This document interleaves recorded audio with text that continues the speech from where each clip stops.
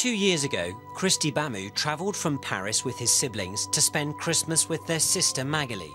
He arrived here at this tower block in Newham in East London on the 16th of December, but he never left. Christmas Day 2010. Paramedics are called to this flat 248.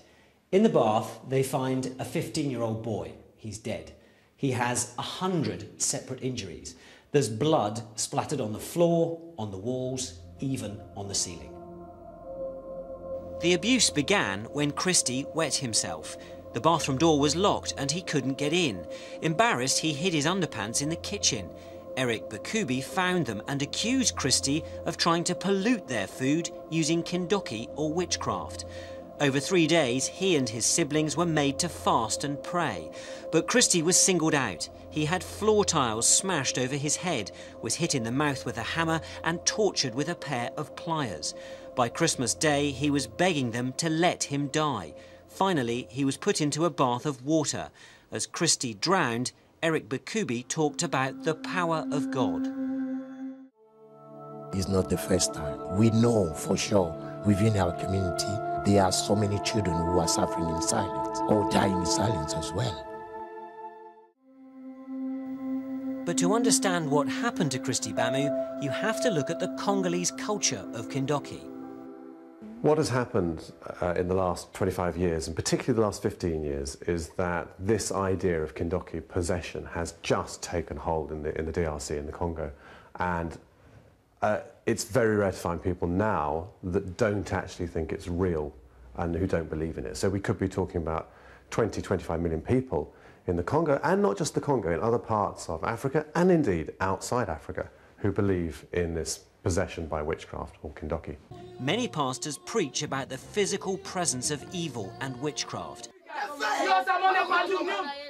And it's now children who are seen to carry the contagion of kindoki. Where it is very, very prevalent is in these communities where everything is justified on the basis of belief, misfortune, poverty, sickness. Paola and her sister Christine grew up in London with Magali Bamu. They say the belief in kindoki is as widespread here as in the DRC. Is it possible for someone to be kindoki, to be possessed by evil spirits? Yes, yeah, it's very possible. It's like, when you say is it possible, there are many people that are. Do you watch Harry Potter? That is kindoki. Yeah. Like, I would personally not let my child watch those kind of programs. Harry Potter, Charm. It's exactly what happens in the street.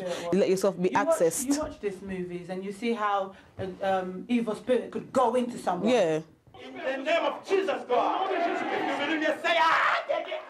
In 2005, Newsnight investigated how some churches with African roots operating in Britain were fostering the idea of demonic possession of adults and children.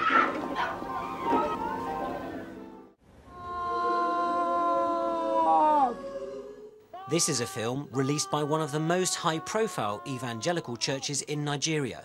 Children receive their instructions from the devil to wreak havoc in their homes. Lady Apostle Helen Ukpobia, who believes in witchcraft and possession by mermaid and other evil spirits, will be visiting Houston, Texas in March of this year on a deliverance mission. It's only a matter of time, I'm afraid, unless we take action, before there are more children that are abused, or indeed, horrendous though it will be, killed because of this belief system, which is why we have to tackle it.